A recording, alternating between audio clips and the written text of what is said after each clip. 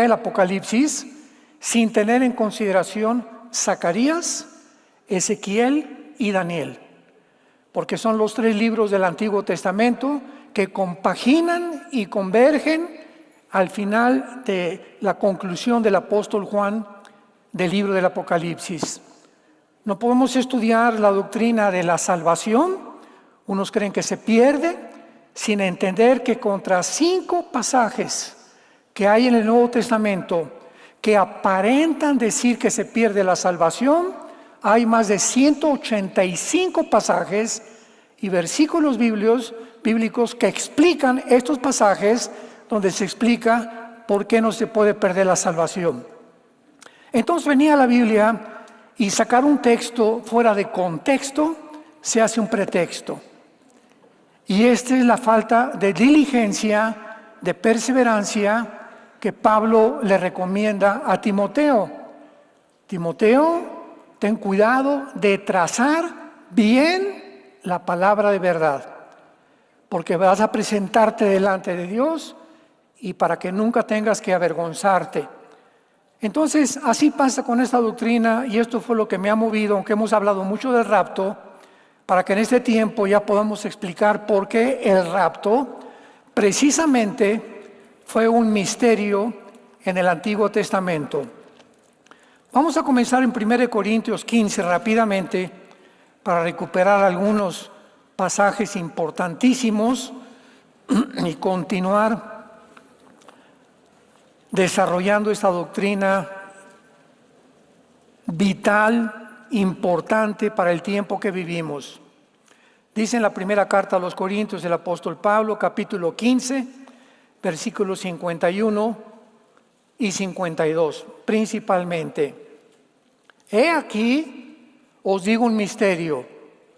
Aunque esto lo expliqué en la primera y la segunda parte, rápidamente en 5 minutos vamos a recorrer esto que ustedes tal vez no se han metido a las redes sociales, no se han metido al canal que tenemos de YouTube, para que puedan seguir todas las series y puedas tú tener un concepto o una conceptualización mucho más objetiva de lo que estamos enseñando.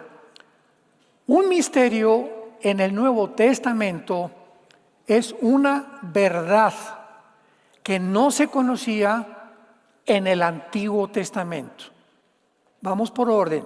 Entonces, cuando Pablo dice, he aquí les digo un misterio, está diciendo, voy a revelarles algo que estaba oculto en el Antiguo Testamento.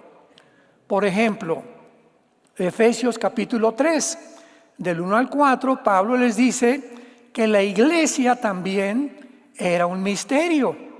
No se conocía en el Antiguo Testamento que Dios iba a formar una entidad completamente diferente, donde iba a mezclar a su Hijo Jesucristo con seres humanos en un cuerpo. ¿Cómo que en un cuerpo? Esto no estaba en el Antiguo Testamento. Ese cuerpo es la iglesia, somos nosotros.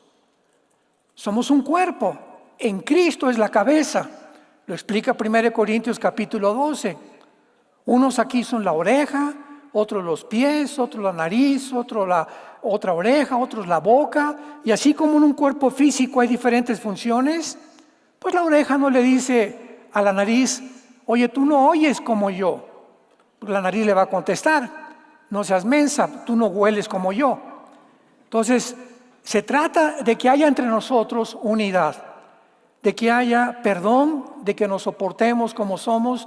Somos un pueblo lleno de defectos todavía, estamos en construcción, Dios está trabajando con todos y cada uno de nosotros, y la paciencia que nos necesitamos tener comienza en la casa.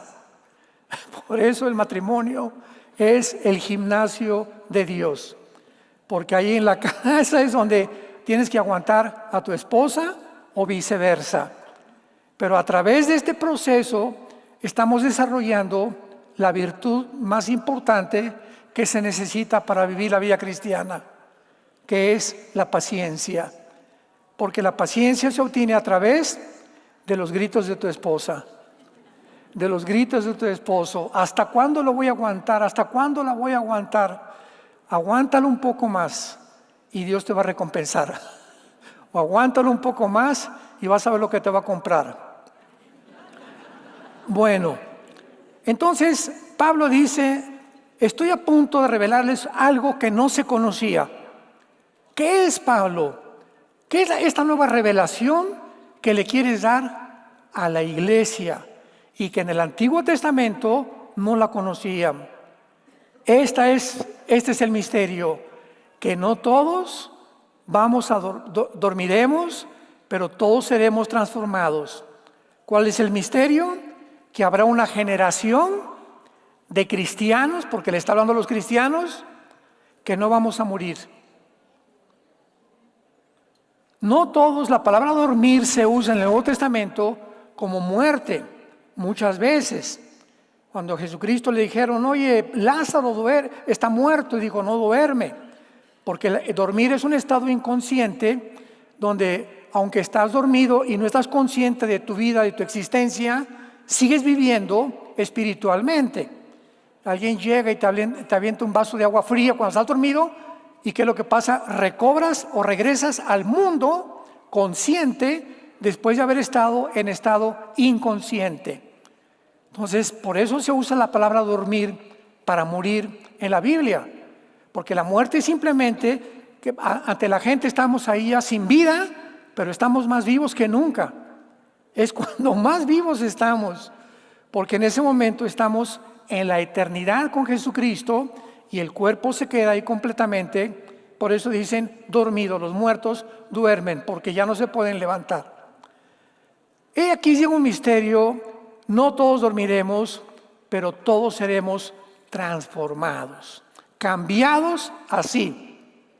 En un momento, en un abrir y cerrar de ojos, a la final trompeta, porque se tocará la trompeta y los muertos serán resucitados, incorruptible, y nosotros seremos transformados. Aquí Pablo está seccionando a dos grupos. Cuando esto suceda, va a haber un grupo, o sea, todos los que se murieron van a resucitar. Pero nosotros, los que queramos, como lo explica 1 Tesalonicenses 4, 16 y 17, que es la base también del rapto, vamos nosotros a ser transformados. En otras palabras, tal vez acabando este mensaje, tal vez hoy en la noche, tal vez mañana, tal vez hoy en la madrugada, en un mes, en un año, no sabemos, vamos a desaparecer millones de personas. Y ahí va a quedar tu traje, tus chanclas, tus guaraches, tus tenis, tus zapatos, tu corbata. De repente millones de niños desaparecerán de sus cunas. Los aviones van a chocar, muchos de ellos, los pilotos desaparecieron. Accidentes de tráfico porque los choferes no se encuentran ahí. Va a haber un caos que convulsione al mundo entero. Y la Biblia le llama el arrebatamiento de la iglesia. Ahora, como en Europa, en África y en Asia, hay muy pocos cristianos, aunque los hay, pero muy pocos. Esto va a repercutir más en el continente americano, principalmente en Estados Unidos y México, Brasil, Colombia y Argentina, principalmente Costa Rica, El Salvador, donde hay más cristianos que en Europa, que en África y que en el Asia. Pero principalmente va a sacudir Estados Unidos, va a cambiar completamente la política de Estados Unidos, y todo aquello que tenían planeado no se va a alcanzar a desarrollar, y entonces vendrá el surgimiento de un hombre en el mundo llamado el anticristo. Dice Pablo en el versículo 53, porque es necesario que esto corruptible se vista de incorrupción y esto mortal se vista de inmortalidad. Porque dice, es necesario, porque tú no puedes ir a la presencia de Dios, ni yo tampoco, en el cuerpo que tenemos. Este cuerpo no puede heredar el cielo, porque es un cuerpo diseñado para vivir en una dimensión en la que tú y yo vivimos. Estamos sujetos a leyes cósmicas, a la ley de la gravedad, al deterioro, a la ley de la entropía físicamente, que la Biblia le llama la ley de la corrupción en Romanos capítulo 8. Entonces, este cuerpo que tú tienes y que tengo yo, todos los días está muriendo, porque esta ley cubre el universo entero. Se llama la segunda ley de la termodinámica, que establece que todo se deteriora, todo se oxida, no hay nada en este universo que dure. El sol está perdiendo millones de toneladas de masa, los animales, las plantas, las casas se oxidan, todo se tiene que volver a pintar, hay hoyos, tenemos que estar pavimentando las calles, tenemos que estar en un continuo, todos los seres humanos, de restauración de todas las cosas. Tú tienes que estar tomando vitaminas, medicinas, yendo al médico, etcétera, etcétera, porque nuestra vida se está apagando lentamente sin que nos demos cuenta. Entonces, esta ley se llama la corrupción en la Biblia, en la física, la segunda ley de la termodinámica o la ley de la entropía. Entonces, por eso dice Pablo, es necesario. Entonces, en un momento, en un cerrar de ojos, nuestro cuerpo y tu cuerpo van a ser transformados. Alguien me quiere preguntar, ¿y qué cuerpo vamos a tener?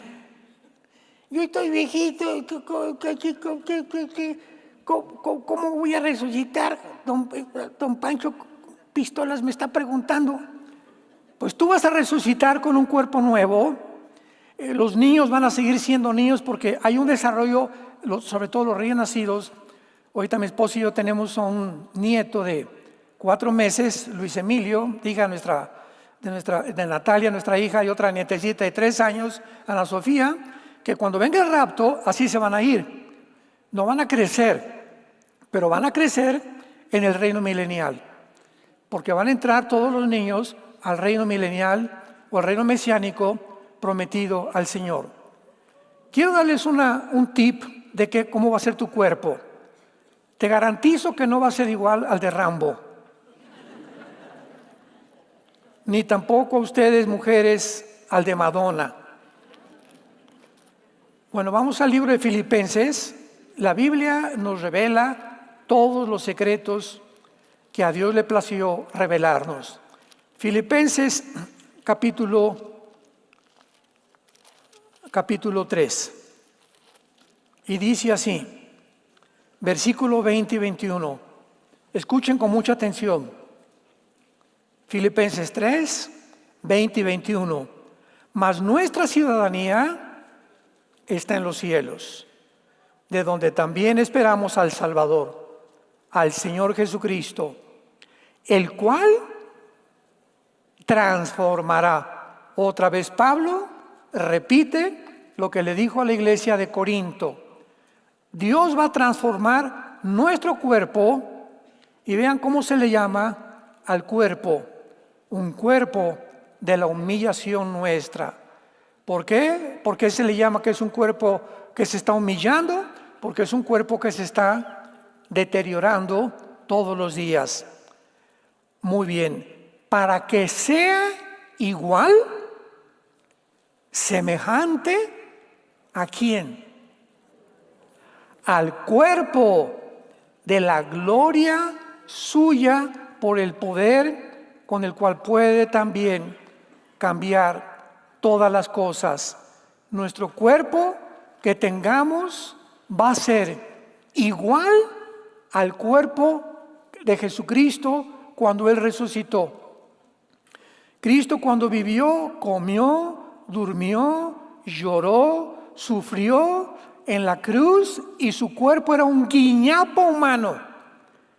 Los 39 latigazos que le dieron, cada látigo involucraba huesos con punta de hierro que se enrollaban 3 veces en el cuerpo de la víctima, y cuando el soldado romano le jalaba el látigo, desgarraba todos los tejidos subcutáneos del cuerpo del crucificado. Después de que le desgarraron todo el cuerpo aquí a Cristo y no tenía casi nada de piel, le pusieron la cruz encima. para que caminara hasta el monte Calvario, y en el monte Calvario, con su espalda completamente desnuda, casi sin tejidos subcutáneos, lo acuestan en un madero. Y cuando le clavan las manos y la cruz entra en el hoyo que tenía diseñado o designado, el cuerpo se jala y se cuelga, y los dolores de los clavos en las muñecas y en los pies es un dolor insoportable. Cuando Cristo resucitó, Él no podía tener el mismo cuerpo. Por eso dice, será semejante al cuerpo de la gloria suya. Lo primero que la Biblia nos muestra es que el apóstol Juan se acerca a la cruz y ve salir una gota de agua con sangre, porque el centurión romano le atravesó con una lanza de aquí a la izquierda hacia la derecha el cuerpo para certificar que estaba muerto, porque regularmente a todos los crucificados se les rompían los meniscos de las rodillas. Pasaba un soldado y les rompía las rodillas para que estuvieran seguros que al bajarlo no estuvieran vivos.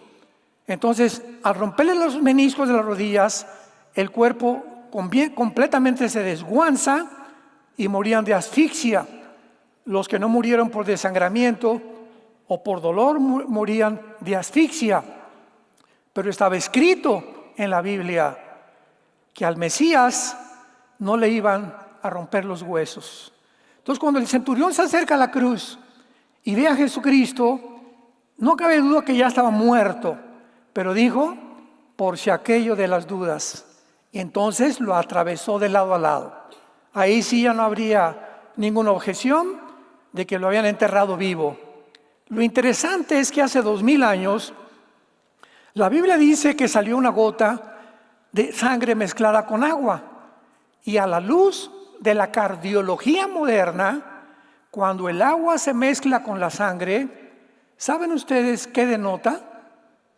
2000 años después, que la cardiología ha evolucionado de una forma impresionante, el corazón está envuelto en una capa que se llama el pericardio. El pericardio envuelve el corazón. Y cuando la gota de agua salió mezclada con sangre, implicaba rotura del pericardio. En otras palabras, Cristo, la pregunta es, ¿quién le rompió el pericardio? Bueno, la Biblia nos los explica en el Salmo 22, que escribió 1000 años el rey David, y dice así, bueno, comienza diciendo, Dios mío, ¿por qué me has desamparado?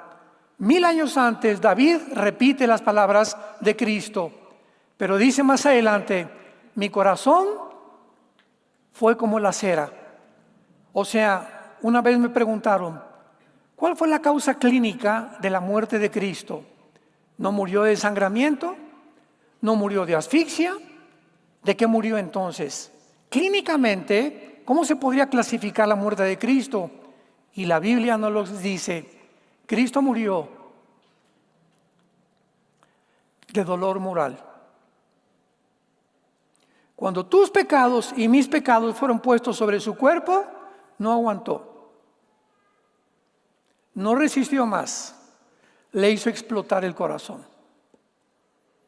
Es el dolor que tiene una madre con un hijo, que sientes que te mueres, que algo aquí se te revienta. Es una cosa tan profunda que horas antes, en el huerto de Getsemaní, la sangre le salió por todas las células de las manos y del cuerpo. Comenzó a sudar sangre en el huerto de Getsemaní, de la presión tan grande que él estaba experimentando de saber que en esa cruz su padre lo iba a abandonar e iba a morir completamente solo para que tú y yo pudiéramos vivir. Nuestro cuerpo entonces no va a tener sangre, ya no va a estar regido. Ahorita la vida de la carne está en la sangre. Ahorita te haces un examen de sangre y te revela todo absolutamente, si tienes cáncer, si tienes diabetes, si tienes problemas en el hígado, en el páncreas. En la sangre se encuentra cualquier síntoma que tú puedas realmente encontrar. Y además la sangre es la vida de nosotros. Entonces no vamos a tener sangre. Número 2, Cristo atraviesa las paredes con el cuerpo resucitado. ¿Se acuerdan de cuando los discípulos estaban juntos? Que estaban preguntándose, estaba Tomás, oye Tomás, le dice Pedro, el Señor resucitó. No, a mí no me vengan con esas, dicen en Colombia, con esas vainas. Aquí dicen con esos choros, con esas mentiras, con esos mitos. A mí no, hasta que yo no ponga mis dedos en la herida que él tuvo y ponga mis dedos en las manos donde sus clavos lo atravesaron, dijo Tomás, yo no voy a creer. Él era el discípulo escéptico de los 12 y Cristo atraviesa la pared. Hello, Tommy, come here. Al primero que le habla Jesucristo es a Tomás. Entonces Tomás se acerca y vean lo que pasó. Pone sus manos en las manos de Jesús y no la atraviesa. Tocó algo sólido y le dice Cristo, préstame tu mano y ponla aquí, y toca la herida de la lanza. Y tampoco atravesó la mano de Tomás el cuerpo de Cristo. O sea, no era un espíritu incorpóreo, que un fantasma que de repente se apareció. Era un ser como tú y como yo, con un cuerpo, pero con otras condiciones físicas y genéticas, se podría decir, en las que él podía atravesar la materia celular, la materia atómica, la materia que forma todo lo que... Ahorita yo le hago esto así y me rompo los meniscos de la mano, porque los átomos y la formación de este material es más grueso que los átomos de mi mano. Pero Cristo atravesó completamente la pared. Número 2, nuestro nuevo cuerpo no va a tener sangre. Y en segundo lugar, vamos a poder materializarnos y desmaterializarnos a voluntad. Vamos a atravesar objetos que ahorita no podemos atravesar. Número 3, hay tantas cosas. Hechos capítulo 1, se reúne con los apóstoles Jesús en Jerusalén y comienza Jesús a levantarse y ascender hacia el cielo.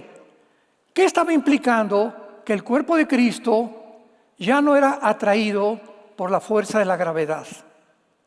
Si yo ahorita quiero dar un paso ahí, me rompo y me descalabro por la atracción de la fuerza de la gravedad.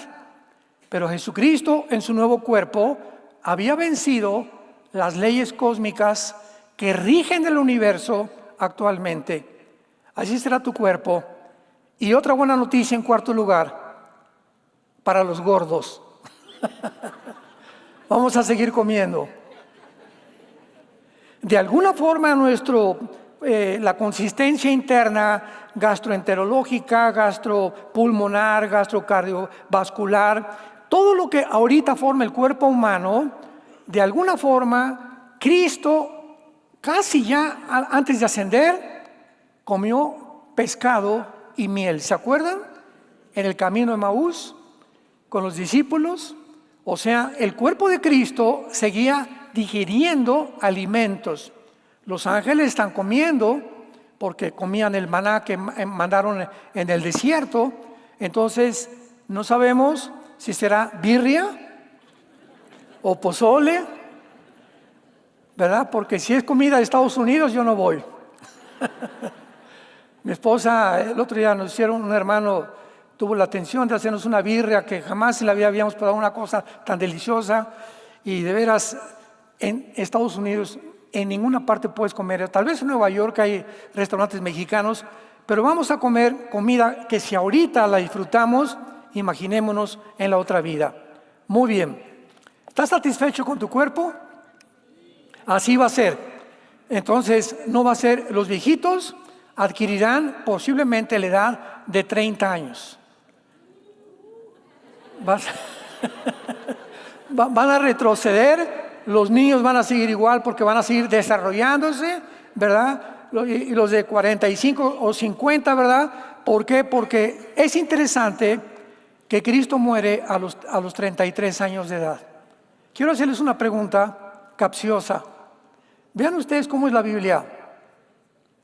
La pregunta es la siguiente. Se la he hecho a muchos estudiantes en los seminarios de teología. Si Cristo hubiera seguido viviendo y no lo hubieran crucificado, ¿hubiera muerto algún día?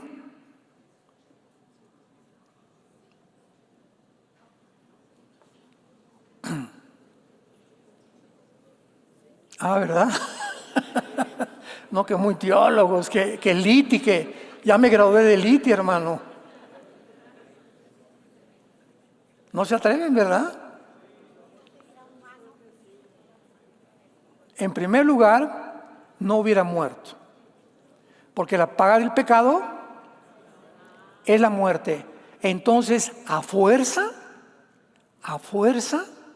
tenía que morir en el tiempo de Dios, a los 33 años, que es exactamente cuando la juventud está en todo su apogeo.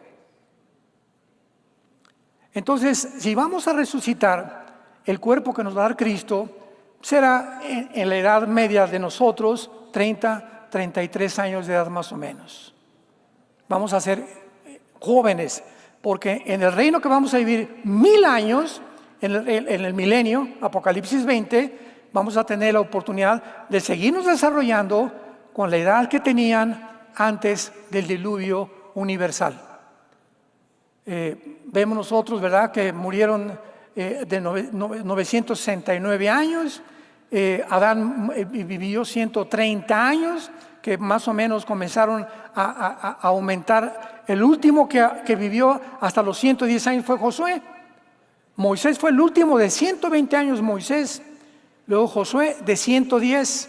Y ya de Josué para nuestros días, ¿verdad? Dice el Salmo 90, los más maduros, los que no beben Coca-Cola, ni comen mucho azúcar y toman 2 litros de agua diarios, van a llegar al 80 y al noveno piso. Pero no todos, ¿verdad? Entonces, de forma como nos cuidamos. Muy bien. Pasamos a otro tema más importante, que es el siguiente. Vayamos a la primera carta a los Tesalonicenses.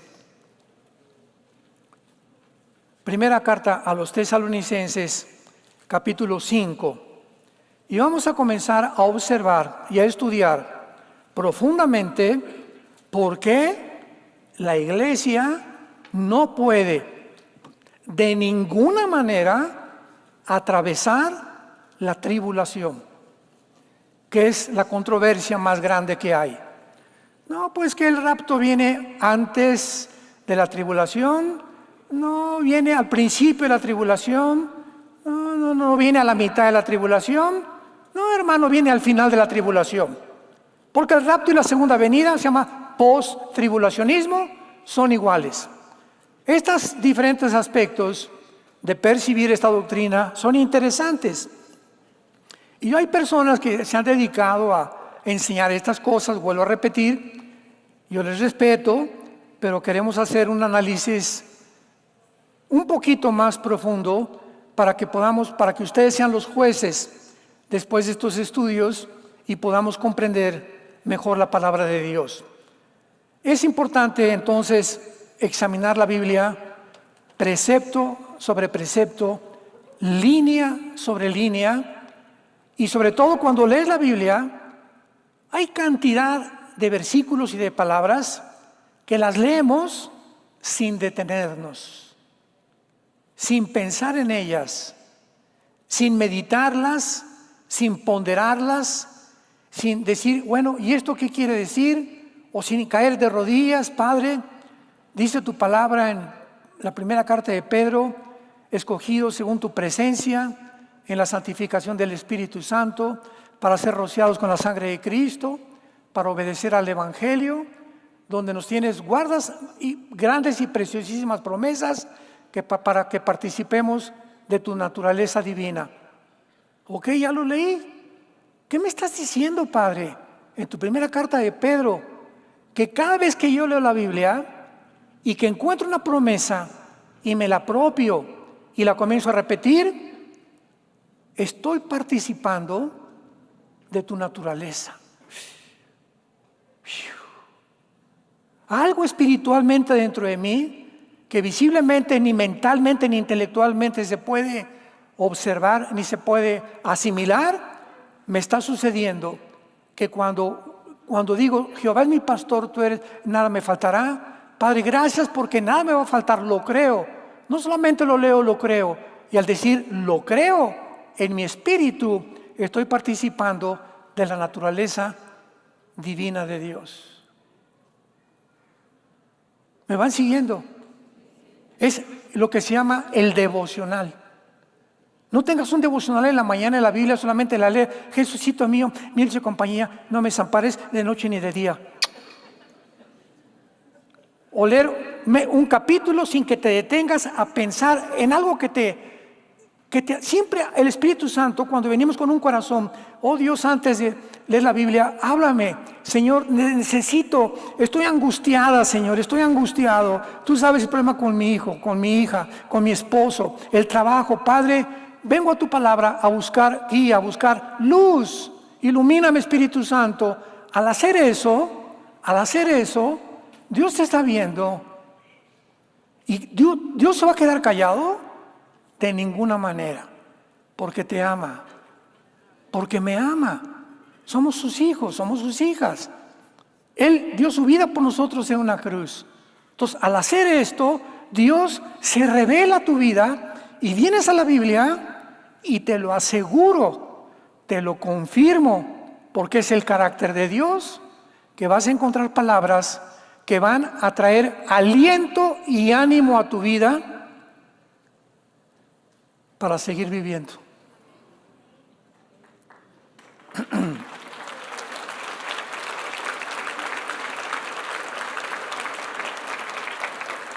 ¿Cuánto ánimo necesitamos todos para seguir viviendo? Amén. Si algo necesitamos es ánimo, y es lo que la Biblia nos da. Por eso, separados de Él, nada podemos hacer. Primera Tesalonicenses 5, acerca de los tiempos y de las ocasiones, me detengo. La palabra tiempos es cronos. Cronos, ya viene la palabra cronología. Y la palabra ocasiones es kairos.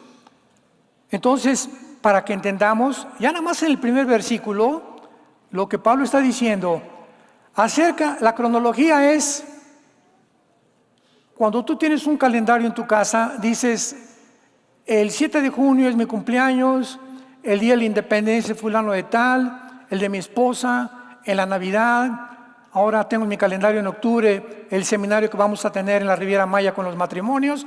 Ese es un calendario, lo que está completamente extendido. Esa es la cronología. Por ejemplo, venimos a la Biblia, a Apocalipsis, y tenemos que entender la cronología, porque el Apocalipsis no está cronológicamente ordenado. ¿Qué quiero decir? Vienes al capítulo 6 de Apocalipsis, los 6 sellos, y en el 6º sello, la gente está gritando, ya viene Jesús, escondámonos en las peñas y tiremos los ídolos, porque ha llegado el día de su ira. El 6º sello está revelándonos el final de la tribulación. Síganme con mucho cuidado. Y después, hasta el 7º sello, hay un paréntesis, el capítulo 7 de Apocalipsis. ¿Y qué dice el capítulo 7 de Apocalipsis? A los ángeles, ordénales que no toquen ni los montes, ni la hierba, ni hagan daño a ninguna cosa de la tierra, hasta que sean sellados los 144,000 judíos. Oye, espérame tantito, pero el 6º sello dice que ya los montes y las islas van a desaparecer. O sea que el capítulo 7 no es el intermedio, el capítulo 7 está antes del 6º sello. Y el séptimo sello, hay un gran silencio donde se la ordena a los ángeles de tocar las 7 trompetas de los juicios de Dios. El capítulo 11 de Apocalipsis nos enseña que la bestia que sube del abismo está subiendo de la profundidad tal vez de esta prisión angelical donde se encuentran los ángeles caídos, lo que va a entrar al anticristo. Ya tenemos una serie completa sobre esto. Pero ¿cómo es posible? Es el capítulo 11. El capítulo 13, el anticristo está reinando, sale del mar y comienza a reinar. Y el capítulo 17 apenas está con la ramera, cuando el sistema religioso va a ser durante los primeros 3 años y medio y después el gobierno del anticristo, que son los últimos 3 años y medio o 42 meses de la semana 70 de Daniel. Cuando comenzamos a observar la Biblia de esta manera y a fijarnos de esta manera, nos damos cuenta de la cronología. Entonces, mientras no pongamos atención a esto, nos confundimos. Hace mucho tiempo recuerdo que yo acabo de dar hace 4 días en una entrevista que me hicieron en Enlace, la pueden encontrar en YouTube, sobre el 6º sello. Y hablé durante 1 hora de lo que estoy hablándoles a ustedes en este momento. Y finalmente otro ejemplo, el capítulo 1 del Génesis. Dios hizo los cielos y la tierra 1, 2, 3, 4, 5 en 7 días. Y le dijo al hombre y a la mujer, multiplíquense, etcétera, etcétera. Espérame tantito, hasta el capítulo 2, crea a la mujer. En el capítulo 1 dice que hizo al hombre y a la mujer para que gobernaran el mundo. Y es hasta el capítulo 2 donde se describe la forma como Dios crea a la mujer. Entonces, ¿qué es primero? Tenemos que acomodarlo. Y esta es la razón por la cual el Espíritu Santo nos da un rompecabezas, que es la Biblia, muchas cosas. Y Dios quiere que no solamente vengamos a la Biblia a enriquecer nuestro intelecto. No, ya sé mucho de la Biblia, espérame tantito, ese no es el propósito de Dios. Qué bueno que conozcas la Biblia. El propósito de Dios es que la Biblia nos cambie, nos transforme en otras personas. El borracho y el drogadicto, una persona normal, el homosexual, una persona asexual, etcétera, etcétera, o una persona bisexual, o una persona heterosexual, la persona comunista que entienda que ningún sistema ideológico va a cambiar a los gobiernos, etcétera, etcétera. Si la Biblia, hasta este momento, desde el momento que tú te convertiste, no te ha cambiado, o no hay gente en tu familia que diga, Pancho ya no es el mismo, no es verdad que seas cristiano. Cristo vino a transformar nuestras vidas, no solamente a llenarnos de conocimiento intelectual para que nos envanezcamos o hacernos teólogos.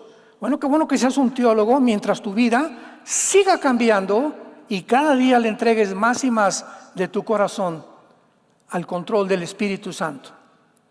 Entonces, dice Pablo acerca de la cronología, de que está hablando de los últimos tiempos, lo vamos a ver, y de las ocasiones. Kairos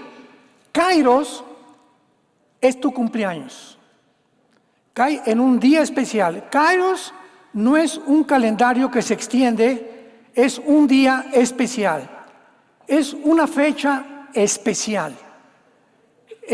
La Pascua tiene un Kairos. Exactamente el 4º día de Nisan se tenía que celebrar la Pascua. Las últimas fiestas que quedan, que son las trompetas, el Sukkot y la expiación, tiene que suceder en el mes de septiembre y octubre de nuestro calendario. Es el Kairos de Dios. Dios ha decidido que haya fechas que caigan exactamente en el día en que Él lo escogió. Dice en Gálatas que Cristo aparece en el mundo en el día y en el tiempo que Dios escogió. Exactamente cuando Jesús nace de María en el tiempo divino que Dios escogió para que Él naciera. Entonces Pablo dice, veamos ahorita el calendario de Dios y veamos las fechas exactas de Dios. ¿Me van siguiendo? Ya con eso en mente, seguimos leyendo. Pero ustedes, ¿quiénes son ustedes? O vosotros, nosotros, ¿verdad? Muy bien, les está hablando a la iglesia de Tesalónica. Ustedes saben perfectamente bien que el día del Señor, que es la tribulación, es el día de la ira de Dios, vendrá como ladrón en la noche. Que cuando digan paz y seguridad, vendrá sobre ellos, sobre el mundo, no sobre vosotros, sobre ellos destrucción repentina, como los dolores de la mujer encinta, y no escaparán. ¿Quiénes no escaparán? Ellos, los del mundo, los que vivan cuando venga el tiempo de la tribulación. Mas vosotros, nosotros, hermanos, no estamos en tinieblas para que aquel día, la tribulación, para que aquel día nos sorprenda como ladrón. Todos ustedes son hijos de la luz. Ustedes, nosotros, somos hijos de la luz, no somos de la noche ni las tinieblas. O sea, ¿qué quiere Pablo decirles? Abran los ojos. Lo vamos a ver más adelante, porque en la segunda carta de Tesalonicenses llegaron a creer que estaban en la tribulación. Los cabezones de la iglesia de Tesalónica. Le está explicando Pablo el rapto, le está explicando la cronología, las fechas exactas, y todavía llegaron maestros a Tesalónica a decirles, estamos en la tribulación. Lo vamos a ver más adelante. Ustedes no están en tinieblas para que aquel día nos sorprenda como un ladrón. O sea, ¿para qué nos deja Dios? La Biblia para alumbrar nuestro entendimiento y no nos asustemos. No tengamos miedo. ¿Qué caso tendría que Cristo nos amenazara diciéndonos, ya viene el anticristo, cuídense? Nunca se nos manda que nosotros esperemos al anticristo. Se nos manda esperarlo a Él en el cielo, que venga rápido por nosotros.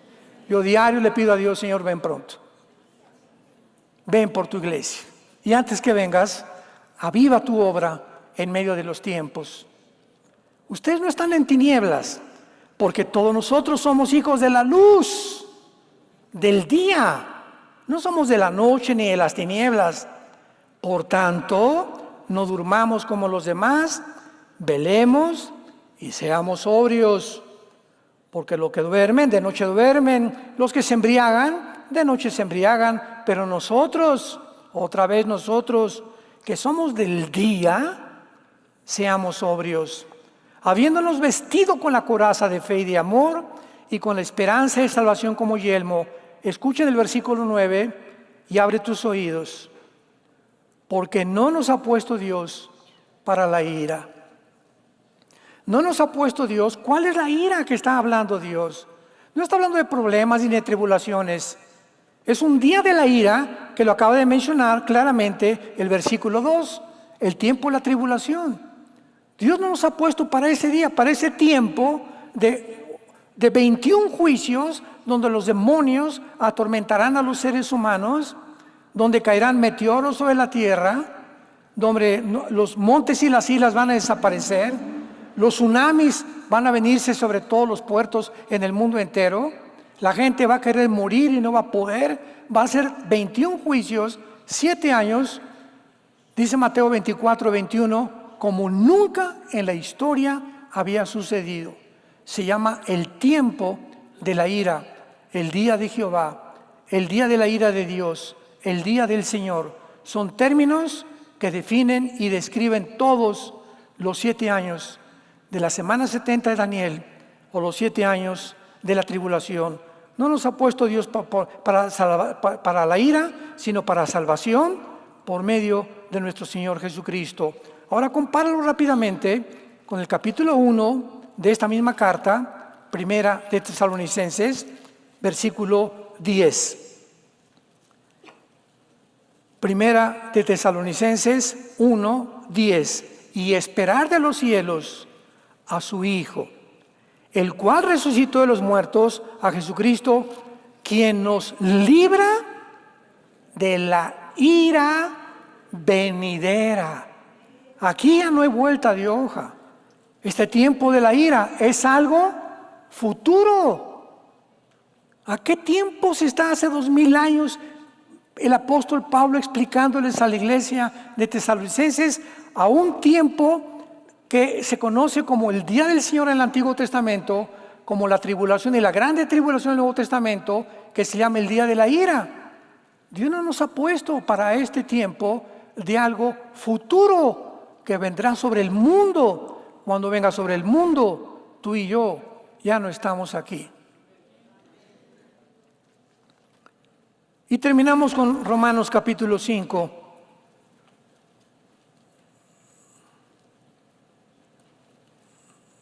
Versículo 8 al 10. Romanos 5 del 8 al 10. Mas Dios muestra su amor para con nosotros en que siendo aún pecadores, Cristo murió por nosotros. Pues mucho más, mucho más, estando justificados en su sangre, por Él seremos salvos de la ira. A casi todas las iglesias, Pablo les mandó el mensaje del consuelo, del ánimo.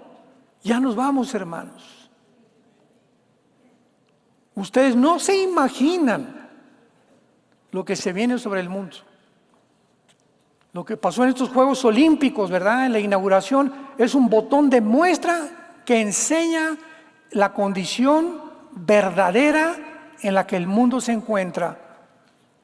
Y lo más interesante de esto,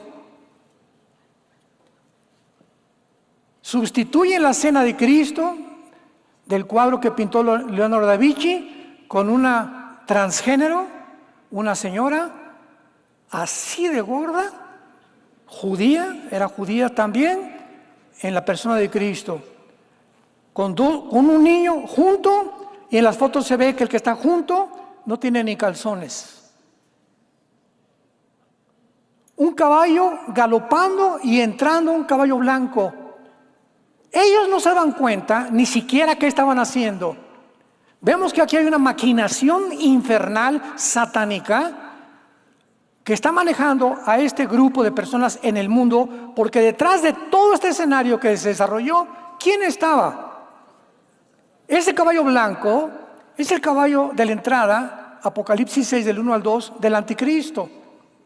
Es la entrada, o sea, anunciando el mismo anticristo: ya estoy entrando al mundo, ya nací. Luego, una mujer decapitada, con la cabeza colgando, representando a María Antonieta, la ex emperatriz de Francia, que murió en la Revolución Francesa, 1755, hablándonos que el proletariado va a vencer a la burguesía, que el marxismo y el socialismo tienen que vencer en el mundo. Vean todos los mensajes alrededor. Y así podíamos seguir describiendo todo lo que sucedió. Un becerro de oro que está en el libro del Éxodo, cuando Moisés sube al monte Sinaí y baja, Aarón se desespera porque no baja Moisés y construyen un becerro de oro y lo comienzan a adorar, anunciando que el mundo regresa a la idolatría. Todas estas cosas que vimos en la apertura de los Juegos Olímpicos no son coincidencia. Todo está armado, repito, ni siquiera los que lo hicieron sabían lo que estaban haciendo. Hay algo que está dirigiendo al mundo actualmente, y ya descarada, como los Simpson, que ya anuncian esto que va a pasar. O sea, están tan descarados que anuncian no lo que va a pasar, lo que ellos van a hacer. Y lo hacen para que se cumpla lo que ellos están anunciando. Como Bill Gates, en el 2015, ¿qué fue lo que dijo Bill Gates? Necesitamos despoblar al mundo. 5 años después, 2020, viene la famosa plandemia. No pandemia, plandemia. Algo completamente organizado, desarrollado para que pudiera imponerse arbitrariamente, comenzar a privarnos de nuestras libertades individuales, comenzar a manipular a la gente y darle a los gobiernos lo que está pasando en Venezuela. El poder corrompe, el poder absoluto corrompe totalmente. Oremos. Padre y Dios de nuestro Señor Jesucristo, te damos las gracias por habernos hecho renacer para una esperanza viva por medio de tu Hijo que fue crucificado, enterrado y resucitado a los 3 días. Y que ahora, Jesús, te encuentras por la gloria y la gracia de tu Padre sentado con Él en las alturas, y ahora desde el cielo estás intercediendo por todos y cada uno de nosotros, tus hermanos, porque somos una familia. Tú eres nuestro hermano mayor, sí, Señor Jesús, eres nuestro Señor Salvador y eres nuestro hermano, porque así lo dijiste cuando resucitaste. Avísenle a mis hermanos que he resucitado. Gracias por unirnos a la familia de tu Padre y darnos la salvación, el perdón de pecados y la vida eterna, para una herencia incorruptible, inmarcesible, que has reservado en los cielos para todos nosotros que hemos sido lavados